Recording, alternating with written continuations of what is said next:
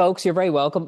This interview is actually being recorded for the magazine and Positive Life, and we're here with Jessie Herman, and we're going to do this will go up on YouTube as well for everybody to watch, obviously, because yeah, you want to get the information out as many ways as you possibly can, print, live, whatever way you can do it. So I came across Jessie on Next Level Soul podcast, and she channels a group of beings, a collective consciousness, I would imagine is the best way to describe it, called Vagrein.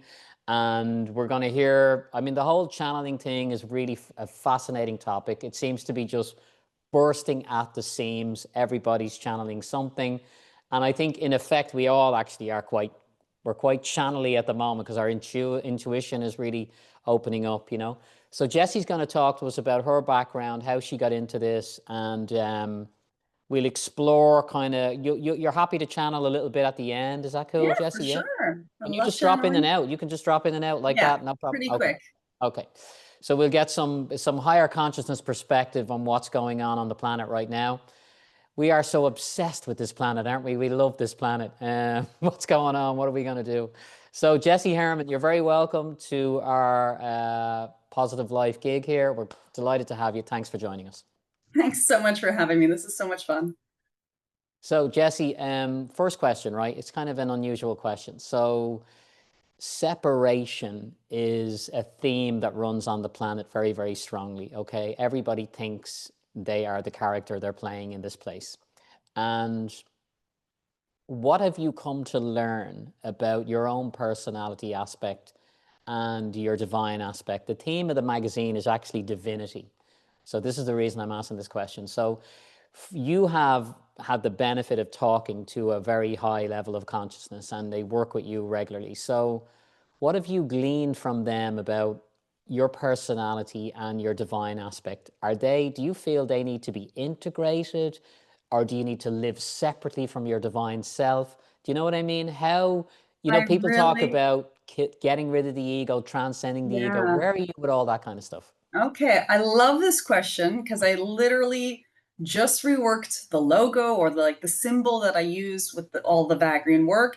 And I put out a blog post about that because the old logo had two symbols. It had the Sri Yantra on top and then the flower of life. And I'd always felt, since that kind of came through spontaneously, almost channeled as well, that okay, there's the divine aspect and then the human aspect. There's the, or you want to look at it like masculine energy and feminine energy, the surrendering and the doing and all that sort of thing, because we have both of all of those, right? And then recently it came through very, very strongly from Vagrein that it was time to integrate those two things and to sort of allow myself in the process that I've had through working with them and through, so with them, their two main themes are unity consciousness, so moving from separation to unity. So this topic is also great for that. And on the human level, radical self-acceptance, accepting that the human is divinity. And so the message that came through for me on that personal level was that it's time to integrate the two symbols into one. And the new symbol that came up is beautiful, and it has the edges of the Sri Yantra around it, and it has the circular aspects of the flower of life. And it's just very different than the two symbols being separate. They've blended together, they've integrated, and now you can see this unified sort of sacred geometry type of symbol, which I've started using on the website and stuff like that. But for me, on that personal level, back to this question, in terms of the ego, Vagrein defines, like if they say, what is ego? They literally define ego as separation. But because everything is included in unity consciousness, the ego itself is also included in the unification of unity consciousness. We can't have unity without everything that is already in existence being part of that unification. So the ego, or separation consciousness even, is something that needs to be accepted in unity consciousness. We need to begin to appreciate the differences between us and our individuation. We need to begin to step into the beauty that each of us has on their own. And so I've been trying to live that simultaneously, not eradicating an ego. In fact, using the aspects of what my ego is that it's good at. My ego is good at talking to someone like you and having a podcast. My ego is good at updating the website. My ego is good at going out for coffee with my friends. Whatever it is, the part that is like the human Jess is absolutely fundamental to allow divinity to come through and serve all of existence that we're co-creating. So I've really come to understand that and really come to be like, hey, it's cool to be human. Like it's a really cool thing to have preferences and desires and even pet peeves and even opinions, which are all aspects that you can sort of say like this is separation. But when you kind of accept it as not like the one thing, just the another flavor of all that is, then you kind of get to a space where you're like, it's I'm simultaneously divine and human at the same time, if that's making sense. But here's a follow on from that, Yeah. Jesse. When we drop, when I go to the non-physical, when I leave this realm, how much of the human will still be with me, or will I be divine again? Will I be completely bereft of humanity? Where will that Yes. be? So, from what I understand, a lot of what we are is based upon the mechanisms of being in a human form. So, for example, memory is the only reason why you can perceive of linearity. And memory is actually not is a function of the brain. It's a storage system function. So, if you would think you're not you any longer if you couldn't remember your life, then yeah, you might kind of feel like, okay, my individuation is lost. But we're sort of all different frequency energies, right? Not even different, but almost like a bandwidth within the, the mass of all that is. And I would say that we're never not divine. It's just that we think we're not because of the way that our divinity gets put through almost like a sieve or a filter to be able to have an experience on a human experience. So I'm not sure that we carry on a lot when we pass on of like what we Yeah. would associate with this is me. But interestingly, there is some transformation that can occur within a human lifetime where you're Mm. having that experience while you're in human form. So even the me that you currently are, you're not really associating with in the same way you do maybe earlier in your voyage. Well, you see, when you said the human was divine there, that was interesting. I hadn't really thought about it. Like I we kind of view it as a separation within, Mm-hmm. because a lot of people are talking about that we live in a simulation and this is an avatar that I'm inhabiting right Mm-hmm. now, the movie Avatar. So, and when we were talking about Bashar before we came on, he says a great line where when you pass, you'll kind of go, "Oh yeah, Paul Condon, that was like a dream." It's like Mm-hmm. just like a dream feeling.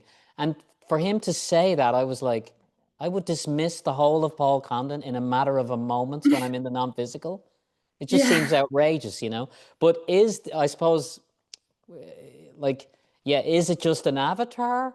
Because when you said humanity was divine, that's kind of beautiful in a way. That's kind of Mm. beautiful. Well, it really is what I've come to believe because being a channeling is interesting because especially the way that I do it, because being a full trance channel and not remembering what's said means that I've had to get comfortable with the equivalent of not existing for big chunks of my day, right? So, Okay. like if I'm channeling 4 hours a day with clients, those 4 hours are missing time in my day, but they're time in which it's not as if I don't exist.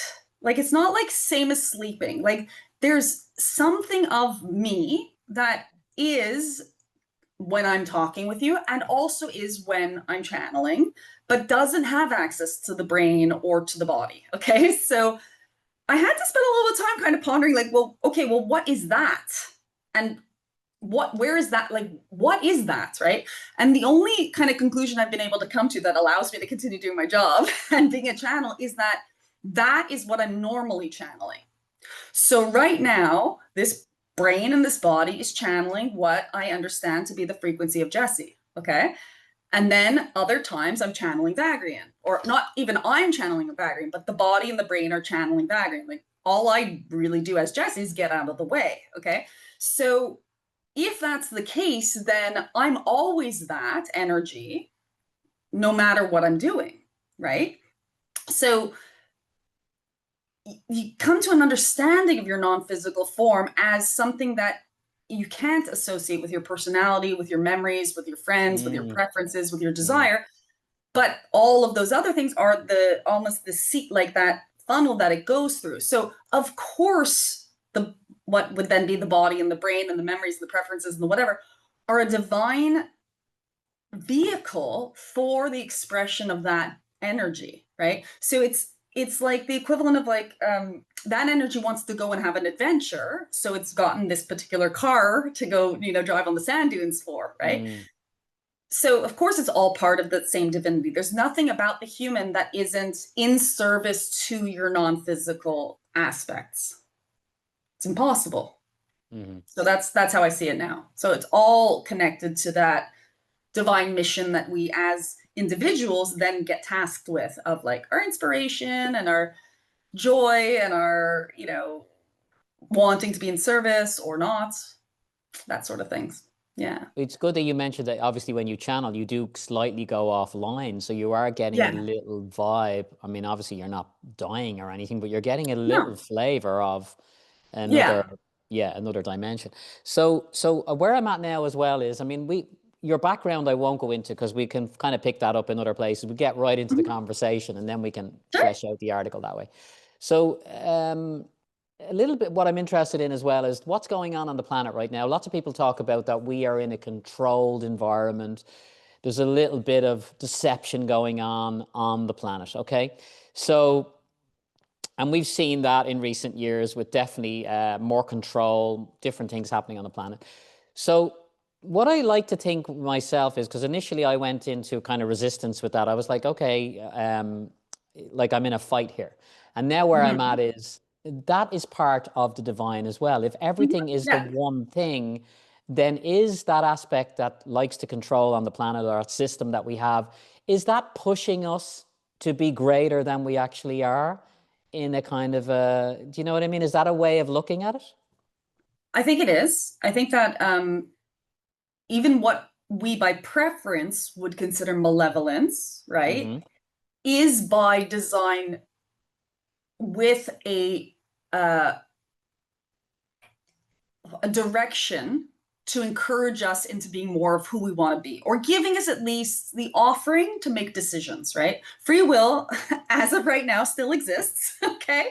And so every time you have a catalyst come up in your life, whether that's sort of like in your personal, like in your immediate surroundings, or on larger levels, or even on those levels that perhaps are hidden beyond the veil type of things, what you're having is the offering to decide if you are going to go into fear or love. You're having the offering to decide if you're going to be more of who you want to choose to be tomorrow, or less of who you want to choose to be tomorrow, etc. So when negative things happen on this sort of soul level, you can think of even the players. Let's say a character. Let's say there's a negative character in the matrix, right? In the hologram, right?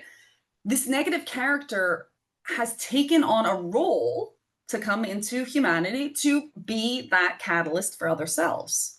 Mm. So sometimes actually that's really difficult. You know, playing the villain in a movie is actually Yeah. really challenging, and it does require different skills of you as an actor, you know, really challenging stuff that goes into it. Now, that's not to excuse anyone on the sort of 3D level of things that are not working out, or like say, like, Mm. okay, well, we don't have to do anything because it's all in divine orchestration.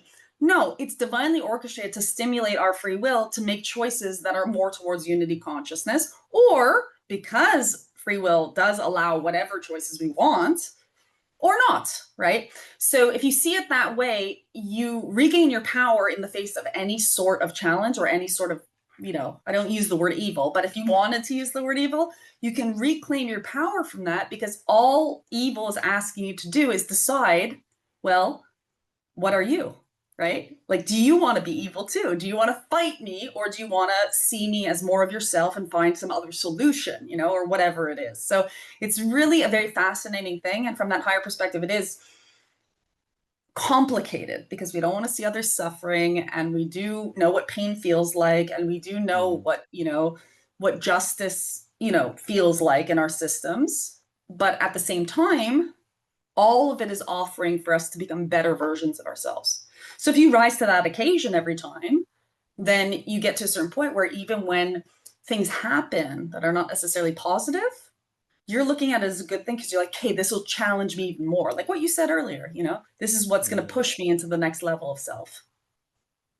it's an amazing way to look at it, you know, because yeah, I've heard this described before as well, that you like something happens and how you perceive it. Like we say, like if you lose your job or you lose your home or you have a breakup, that's classic, would be perceived as negative by most humans.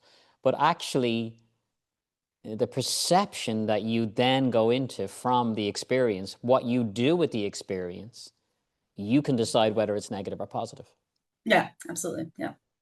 And the more you choose to see things positively, the more positive a life you end up having. I know there's like a lot of attention around this because people are so afraid of like hiding that, what's called hiding your head in the sand or ignoring problems, right? This isn't ignoring problems. This is choosing to, in the face of a problem, know that that is actually giving you more empowerment. So it's not sort of getting out in the street and like protesting the government. It's looking at yourself and going like, well, where am I actually duplicating the same energy of control or manipulation that I'm not wanting to, you know, have placed on me or the people I care about? And everyone, I guarantee you, if you look inside yourself, we are all guilty of something. Okay, like none of us are like clean hands doing it perfectly. All of the work is eternal, and Mm-hmm. it does end up manifesting externally. The more you sort of allow yourself to go like, okay, I'm going to clean up this little detail. When I'm angry at someone, I pout and give them the silent treatment. Okay, now that's going to manifest in the broader reality, and then in the, you know, even broader reality in other ways, but it's the same frequency energy, just in the same mirror looking at you in different ways. So we're always getting information about what we can, you know, look at in ourselves. And that's the best place to start because that's where you have the power. Yeah, it's really a frequency game, you know. It seems to be very much a frequency game. So whatever frequency you can get yourself into. So all this talk of fifth dimension, 10th dimension, 11th dimension, it's really not massively relevant. Like I notice when you speak directly to channels, they tend to dismiss a lot of these questions. Not so much, but they just kind of say, well, why do you really need to know this? You just have to Yeah. be in as high frequency as you possibly can from where you're at. And that's the game, right? That's the game. I think it is. Yeah, I really think it is. And I think it's a challenging enough game as Yeah, it it is. is. It is. It is. It So, is. you know, if your job is to sort of just deal with the one individuation experience you're having and try and make that as fulfilling as possible and try and make that as joyful as possible for you and the people you impact, etc., that's already a huge undertaking and task. And a lot of people struggle with that just in and of itself. And then we take on all this responsibility of like a lot of things going on in the world or around us, almost to not deal with the complexity of our own individual lives. But I think if everyone did and everyone was like, hey, my job for my life is to make myself the best version of me possible and to make myself as, you know, fulfilled as possible, the ripple on effect of that on a global level is huge, because I really believe that the main reason why people are violent with each other, the main reason why they are attacking each other, is because they're fundamentally unhappy in themselves. So if everyone sort of worked on their inner job first, you know, and was like, oh, okay, that guy cut me off on traffic, but you know, whatever, I've got this amazing project. I'm gonna be at my office in a couple minutes and I'm gonna get to work on my passion project and whatever. You don't care if someone cut you off in traffic. Your ego's not going like that's an affront to my manlyhood or whatever it is. You just don't care. You're like, okay, whatever. That dude's having a bad day. All right. You know, so I really think people need to tap into themselves, and then the whole world is a better place because of that. Have you any insights, I'm Jesse, gonna have to, into, sorry, I'm yeah, gonna have to pause you a second. yeah.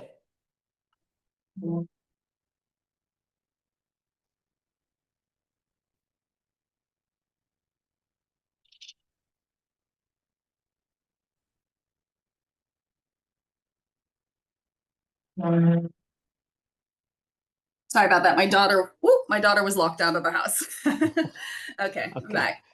That was All right. brilliant. The way you just, wow, you went into Because your I heard priority them there. like banging on the door over there. Yeah. I was Yeah. like, okay. So where was I there? Oh yeah, this is what I wanted to ask you. So is there any insights around when we talk about constantly getting our frequencies up in good places and all this kind of stuff? there are things that happen to us that get lodged in the body. Energy stops flowing. We are unprocessed emotions. Okay.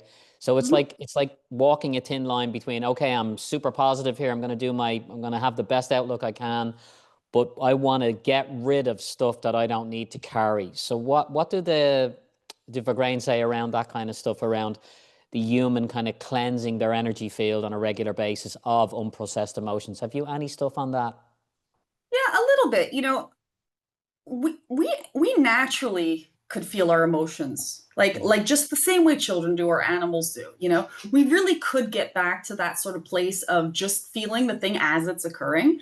mhm, Unfortunately, because we're so vulnerable as little children and because we do depend entirely on physical care from a caregiver as opposed to some other animals, what tends to happen is if we have been shown that it is not safe to feel feelings because our caregiver either also has that belief from the generations of, then what ends up happening is, yes, it does get stored because your body's intelligent. Your body mhm, does want you to process absolutely everything that occurs to it. And emotion is simply information about, the alignment of that with reality.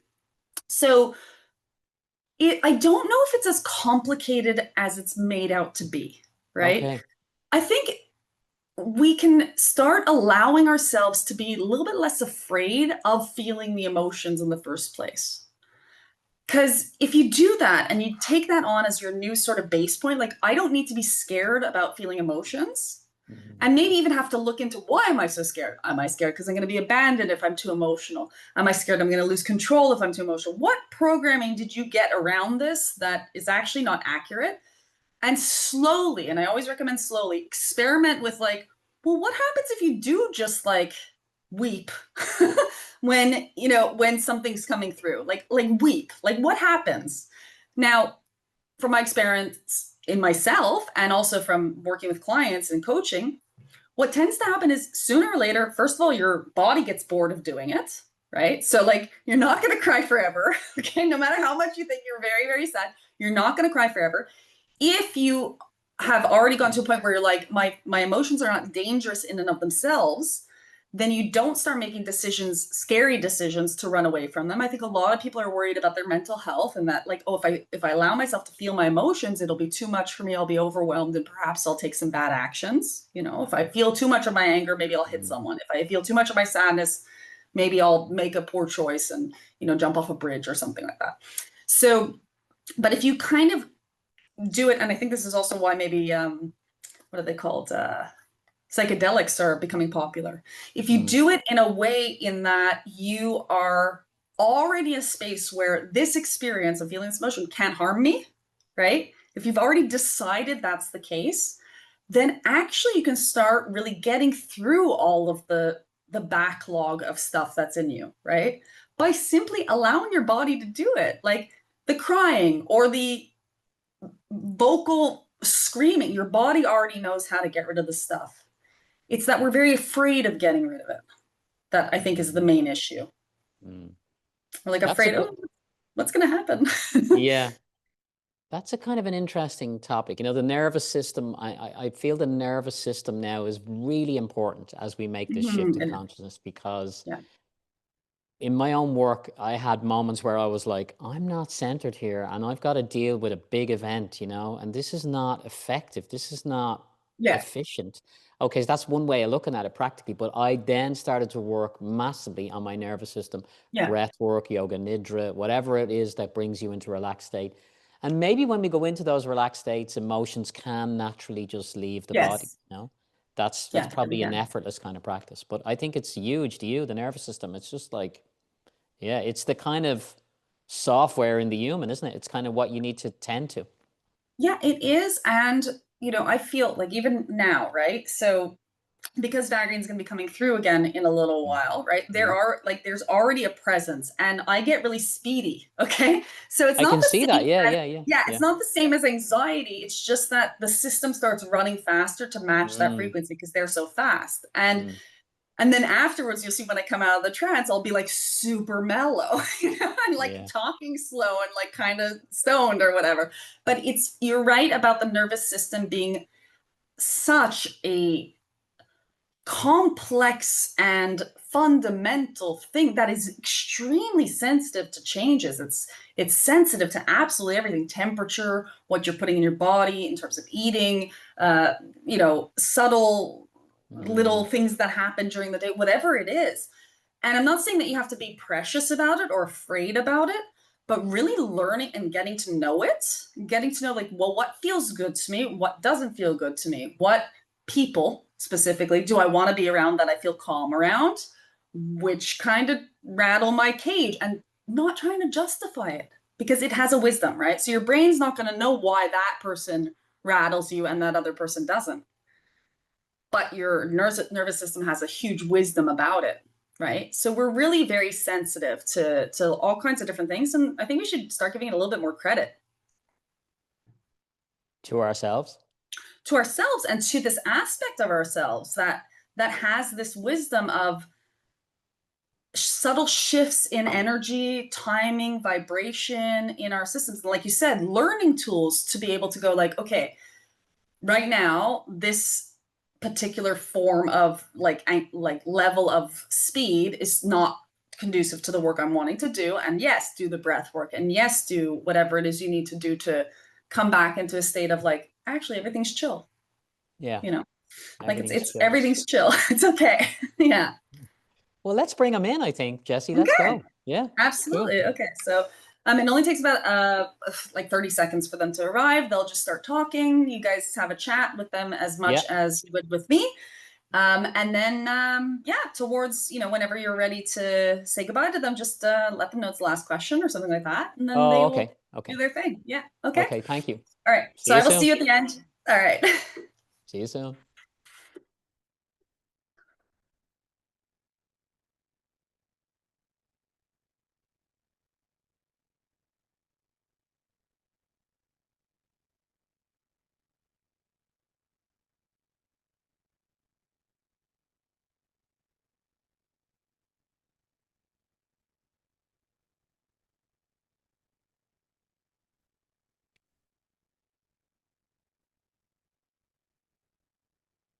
Good now to you. We are pleased to be meeting with you in this fashion and are eager to discuss with you anything you so choose to know more of yourself. Hello. Hello, how are you? We are always well. Always well. Excellent way to be. So the question that we had just before you came on was about the human nervous system and how important it is at this present time that the human's internal system is kept calm, is kept balanced. And I suppose one of the things I asked Jessie was, how do we release stored emotions that are kind of holding us back? Have you got anything on that could help us? Yes. So there are many ways to release stored emotions, but as you spoke of earlier, it is very important to know that there is nothing wrong with your emotions. They are simply information for you as to how far or close you are in alignment with reality of all that is. So when you are feeling positive emotions, which, by the way, you do not give as much focus to as you do your negative ones, you are pretty much in alignment with the way existence sees all that is. When you are having negative emotions, something that has occurred has simply been out of alignment with the concrete neutrality of all that is, and you have processed it as based upon some level of judgment of it, which we are not saying from your human perspective is not necessary, because, for example, anger is a functional emotion of you getting information of something that makes you feel disempowered. For example, sadness is an emotion that is useful to you for you to understand how much you care or cared about something, but that you are filtering through the idea of loss, etc. So your emotions are always giving you information about yourself. And if you learn to allow yourself to interpret this information in a positive way at all times, all of your emotions become then positive, even if they feel uncomfortable. You would not want to lose your sensation of, for example, heat, because then when you touched a hot stove, you would not know to remove your hand. It is the same thing with emotions. You would not want to never feel angry again, because anger is a functionality of your system so as to tell you what you do have as preference. In terms of emotions that you have stored in your body, you have only done this because at some point or other, it was not safe for you to express, not even express, but to even feel that emotion. So What a animal would do is, as soon as it was safe to feel that emotion, is they simply would have felt it. But because of humanity's relationship with their emotions, what has happened is you do then never find a safe moment to feel that emotion. As adults, we would then suggest to, because you are safe the majority of the time, at least in terms of physical harm, to find and schedule into your calendar moments to feel the emotions that you feel are stuck in your body. Because as soon as you're aware of an emotion stuck in your body, it is then safe to feel it. Each and every one of you has some level of sorrow in your system. Give yourself the opportunity to sit with yourself in meditation and think of all these sad things that have happened to you within your life. We know you will find them in your memory banks. Sit with those memories long enough, and the sorrow that is connected with them will naturally appear, perhaps in a tear, perhaps in sobbing, whatever it might be. If you decide to refuse to step into fear in that moment and to suppress that emotion again, it will be felt. As soon as an emotion is felt, it is no longer stuck in the body. Therefore, this can become a practice that you adhere to on a regular basis until you have such point as there are no emotions currently feeling trapped within your body. Does this help? Excellent. And it would be such a liberation for humans to live in that freedom. When you speak about animals, they shake in I've seen them shake after they feel fear, and they just release it in that way. So body work that we have for humanity, I would say, is very good as well. Indeed, Working on our yes. physical bodies. Yeah, yeah. All right. My next question then is I want to talk about the, I suppose, the extraterrestrial thing is flying all around the planet right now. Is it, we are shifting, we can feel we are shifting. Is direct open knowledge of another race of beings a big part of us evolving, or should we let go of that and just evolve on our own, keep it an inside job? Or do you feel us knowing that there's another galactic, I mean, we already know it, but we don't have extreme disclosure on the planet yet. We don't have it out there in the public eye. When we have that, will that be a big leap for us in terms of how we evolve? It will be some time before all of you have that. In Okay. other words, there is some level of split, also because many of your galactic friends do not manifest in physical form, or at least have the option to not manifest consistently in physical form.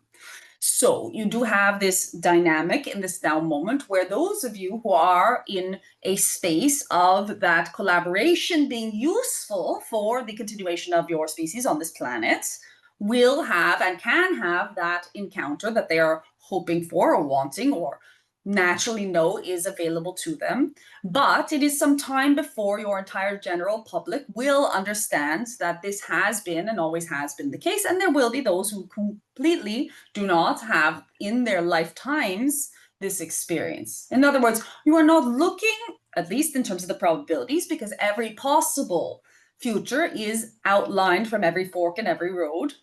But in this now moment, directly related to this question, the probabilities do not point to full disclosure in the right near future, at least in as much as everyone will believe that is what has occurred.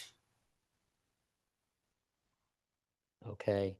And another question that pops up for me is around the area of this matrix that we inhabit. And I do not view it negatively at all. I view that I am here by choice, by my own will.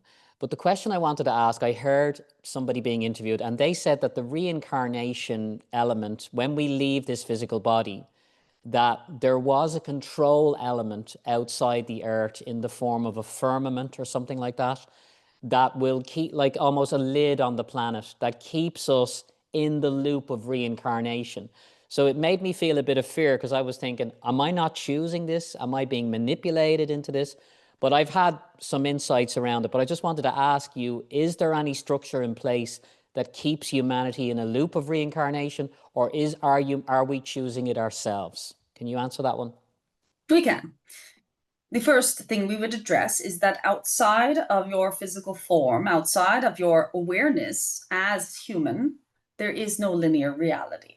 Therefore, the concept of reincarnation is a linear interpretation of the simultaneity of all that is. Hmm. So you may think you've had a past life, but what is actually occurring is that you, in a linear reality, are recognizing a simultaneous reality that is more associated with the individuation that you currently, again, that term would not apply because there's no linear reality, that you are while being in a linear reality. So only humans, not even only humans, but only in the linear reality, some, if you would like to call them simulations, can there be time. And so you are not held in some sort of reincarnational loop.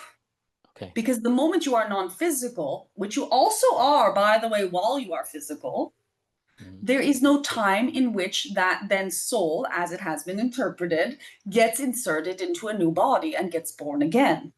The new body that is being born again is you simultaneous to right now. All of it is you.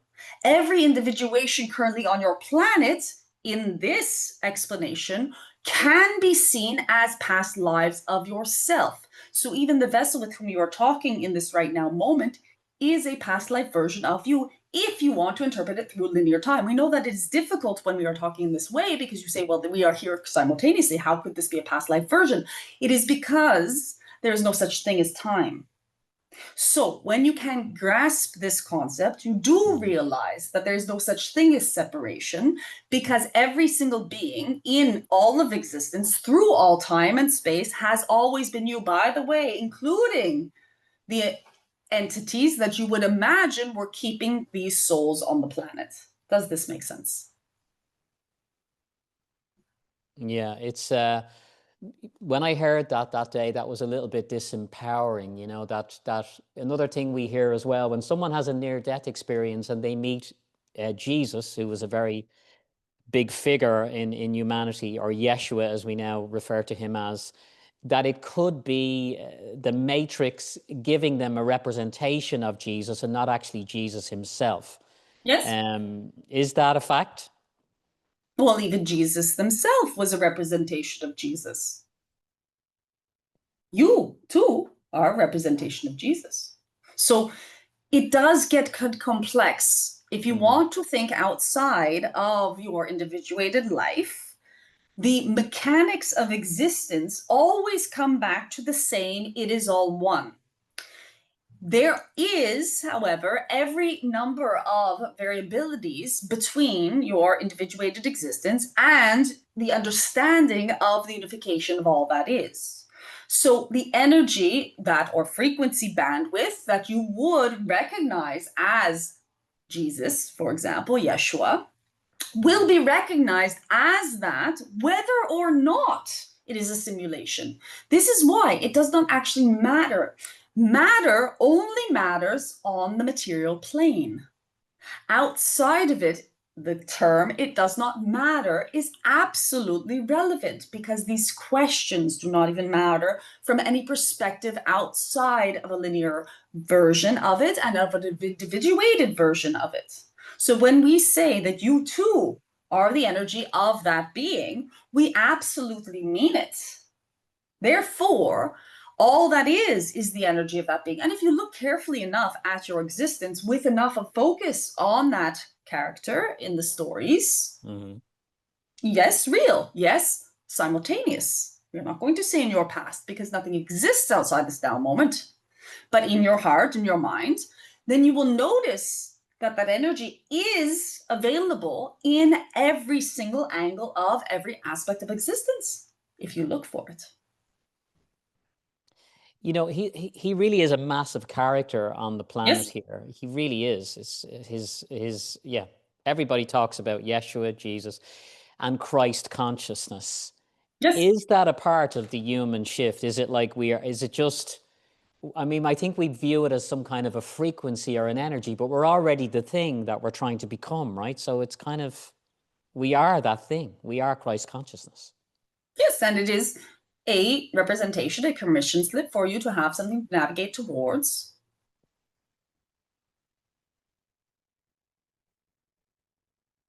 And the story that we've been told around Yeshua, is that just a story?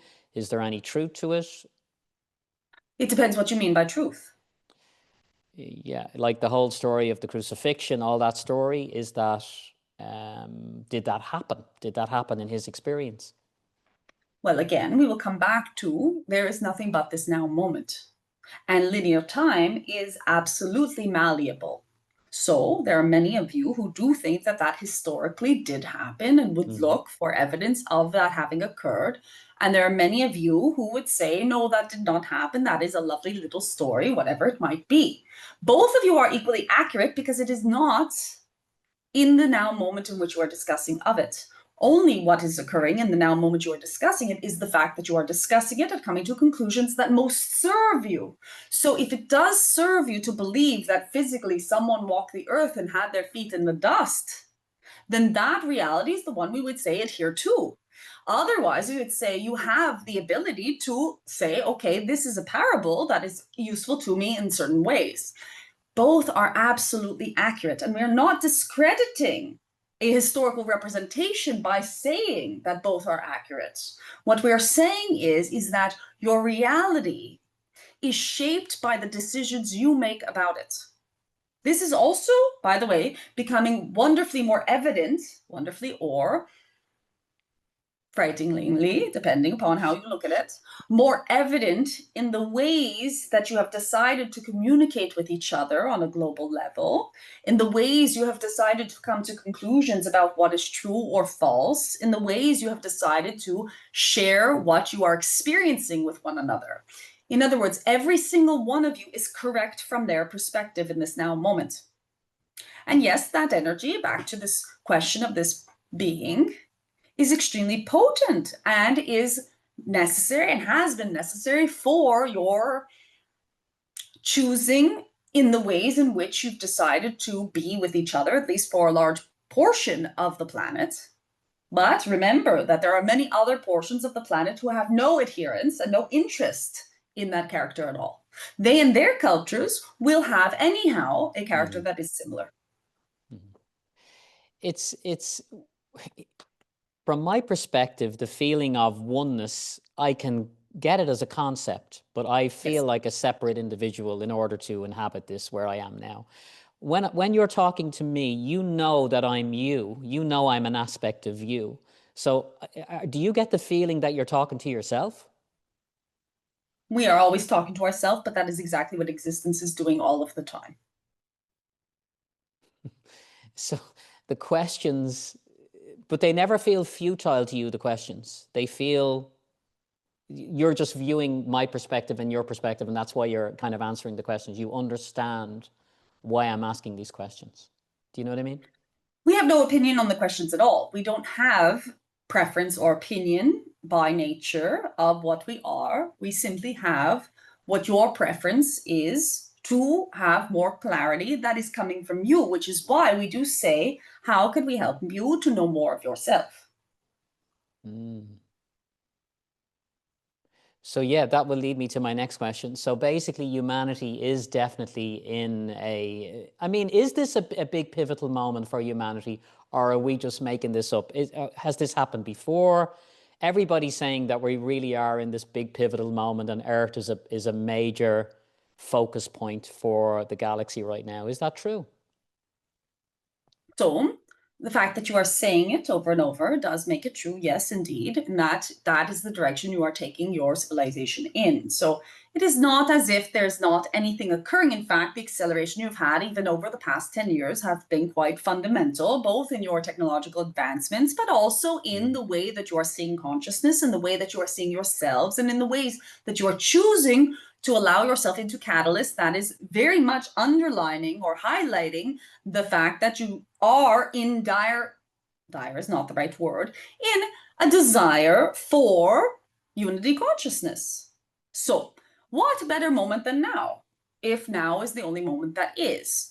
You asked if this has occurred in the past, and we will say that even though, yes, on the broader levels, there are no linear time, what we will say is that in your stories, in your history that you have collectively agreed upon for this now moment at least, Yes, indeed, humanity has been at this pivotal moment in other moments in time and has not necessarily succeeded in the result of unity consciousness. So you do have examples of resets. But it does not mean the species did not survive. It does not mean that you started out from square one. It did mean that things had to be readjusted. And you know this has been documented in almost every single one of your wisdom books. So the question as to has this happened before, we would say is resoundingly yes in terms of your linear timeline. But will you or do you have the same or different desire towards the outcome? We would say that that is still up for grabs. Wow. It almost feels like the past, and I got this feeling the other day myself, is just like the same thing as a memory stick on my computer. It is nothing more than that. Yes. It's just a memory stick. So the All memory now, is. yeah, the now moment that we would say the now is a very important moment, but very soon the now is about to become the past. So everything almost becomes a fiction, almost becomes, it's like absolute reality where we're all floating around with lights and stuff is the main reality, and the rest is just imagination Storyline. and Yes. storyline. Yeah. But without it, you would have nothing else to do. Yeah, I agree. It is fun while we're doing it. Absolutely. It It is is fun. fun, and that was the whole point. See, you would not have created a reality in which there was the possibility of being a hero if you did not want to be a hero. You would not have created a reality in which there was a possibility of being a victim if at some point you did not want to see what does it feel like to be a victim? What does it feel like to be empowered? What does it feel like to be heartbroken? What does it feel like to have this, that, or the other thing occur? Because ultimately, on a soul level, you know you are invincible. Nothing can happen to the soul. Nothing can be damaged on the frequency level of the non-physical. It is impossible because it is all one. So this all one has decided to have absolutely every experience possible, including the experience of being judgmental of the experiences that are occurring, including the experience of feeling as if they are disempowered, including the experience of forgetting that they are a soul in the first place. So it is all exactly what you are saying. It is an extremely elaborate game that you are playing, that you are at times, some of you, wanting to figure out how to get out of, and other times simply being in a state of delight and joy and saying, wow, I wonder what happens next. It's amazing. And just this is a kind of an unusual one, but when we think of all that is alone, the human perception is, oh, all that is was lonely, so then it created all of this stuff. And I think it's just a human perception because all it is can't possibly be lonely, right? Well, you spell the words the same way. All one and alone are the same word. So there is no feeling of lack. The creation just comes from excitement, from joy. There's no Yes, feeling, I there's need no this such thing creation. as lack Eh, in the all that is, because everything that is.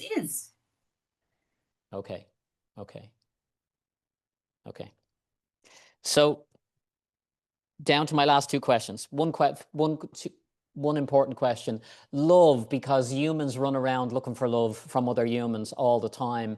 What is the love frequency? What is it about? And can you define it for us? Yes, so you cannot actually get love, you can only be love or give love. And so, yes, that running around looking for it from others is a futile attempt because all it is you asking yourself to love yourself more. That does not mean you cannot have companionship. It does not mean you cannot have affection, you cannot have sweetness, you cannot have attraction, you cannot have passion, you cannot have all the things that you have associated with love. But love in and of itself is a frequency that you can access, yes, sometimes stimulated by another self, but ultimately that is an inside job. You choose to love because you are love. So you choose to be yourself. And as you are yourself, you will come to a space of being more loving and being more in love with existence itself. In terms of the romantic relationships, yes, we have spoken on this many, many times, and there are all kinds of confusion around them, but they're mostly based upon your civilization and the conditions that you have put on one another, states of ownership, and fear. Fear is the opposite of love, and therefore, much of the way that your relationships are set up is actually the opposite of loving relationships. when you decide that you will come to a space of revamping the systems that you have regarding romantic relationships, you will come to more holistic experiences of them. And in that, you will have better time with your beloveds. Nice. Just a very quick one. There's a book here that we have called A Course in Miracles, and it seems Yes. like it's full of truth. Is it full of truth? Is it coming from where it's meant to be coming from? Yes, it is a source of wisdom that is resonant with some, not all, but is also of the same frequency of what you have spoken of earlier, and also of many of your wisdom teachings. Very good. And my final question then, there's a lot of talk that there will be a wave of light coming across the planet in the next while, that it sounds like some kind of upgrade coming from source, a light, it's like could be a solar flare or something. Is this a real event that's coming onto the planet? It is coming if you will it into existence as a collective. So you are still in a collective that does get an energetic vote for the things that occur on more of a global level. And lots of those variables are very much determined at the last moment based upon the aspects of have or will the majority of the people on this planet be in a state of this being a satisfactory manifestation for the desires that they are holding. Please remember that many people are holding desires that are away desires. In other words, they are desires that are to get away from problems, or to not have trouble, or to not be in fear, or to not be harmed. These are not two desires. But what we are saying is that everything that does manifest in existence, even those things that manifest that are of a global nature, that are touching of everyone, everything that you can experience is serving you in the ways that it is meant to. But in terms of predicting any sort of future reality, that is not within our scope, because in our even speaking of it, it would be in violation of your free will as a collective to decide.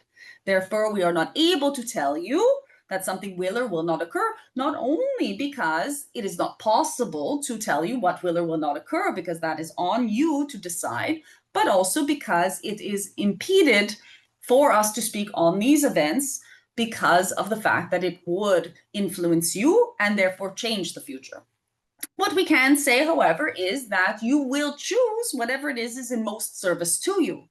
And that, yes, indeed, your frequency on this planet is raising to such a point that you can receive more. Therefore, if you choose to have more arrive to you, you will. Thank you very much. It's been a very enjoyable conversation. I appreciate it. Thank you. As do we. And with that, we leave you with the light and the love of 1,000 suns. A nine. Much love. Much love.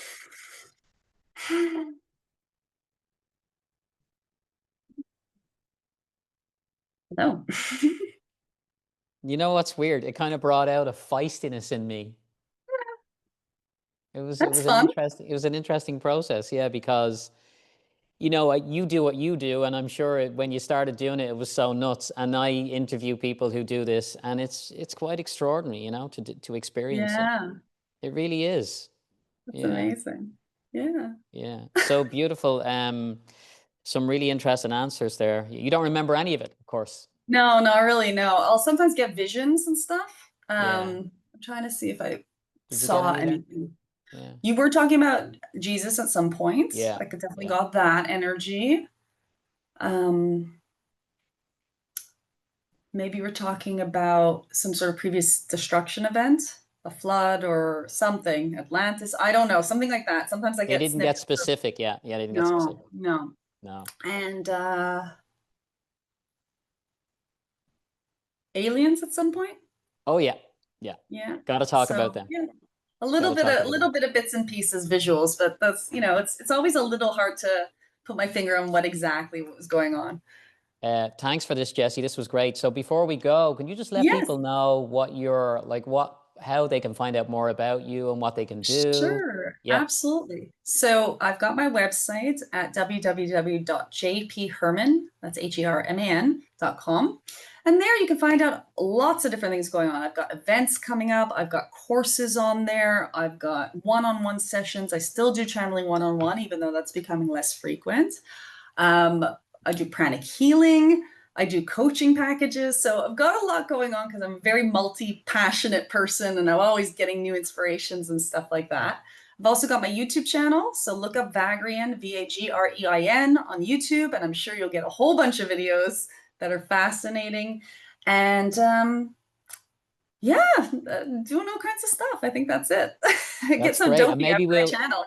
yeah, maybe we'll get you to come to Ireland. So we'll I'd see what love that. rolls after the Yeah. chat. Have you been here? Have you visited Ireland at all? I visited Ireland many years ago. I think, yeah, probably about 15 years ago now. So it's time to Oh come wow. back.